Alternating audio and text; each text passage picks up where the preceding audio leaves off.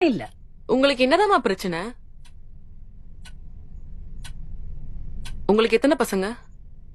ஒரே ஒரு பொண்ணுதான். அவளுக்கும் கல்யாணம் ஆயிடுச்சு. 2 பசங்க இருக்காங்க. அவங்க நல்லா இருக்காங்க. எல்லாமே நல்லாதானமா இருக்கு. இப்ப எதுக்கு இந்த முடிவு? இந்த வயசுல உங்களுக்கு எதுக்கு டிவோர்ஸ்?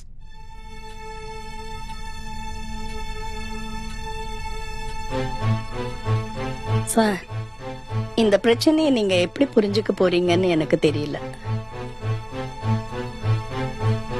உனக்கு கல்யாணம் ஆயிடுச்சாமா?